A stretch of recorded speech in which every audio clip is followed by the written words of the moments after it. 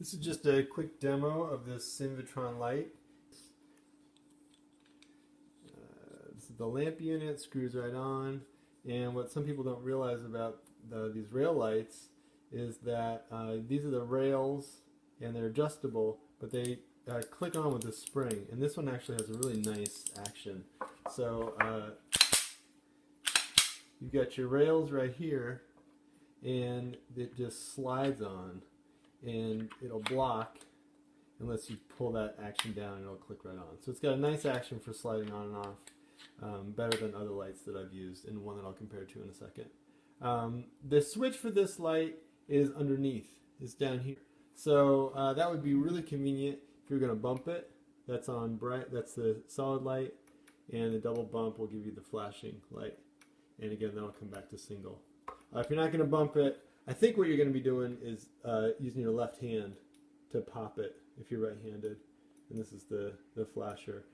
Getting to it with your right hand is pretty much impossible.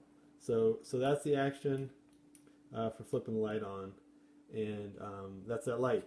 That's a Sinvitron. Okay, I'm going to just compare it here to this ProTech light, which I've used for years. Note that the ProTech runs on a much bigger battery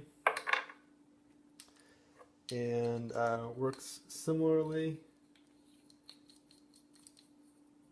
with the rails here and this spring-loaded action, which I think isn't quite as nice. On this Glock, which is the 17, however, you get a really nice fit here. You don't have the gap that you see with the Sinvitron.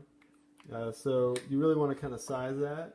You got the gap there. No big deal, but of course this part could catch in your holster, depending on what kind of pistol you're putting this on. So this is the ProTech. I can get it back on here. Again, not as much gap. And the thing about the ProTech is that this is your lever right here. That's your button. So I would say a lot easier to use and to get to than the Sinvitron. But the brightness of this light is pretty awesome with that little lithium battery.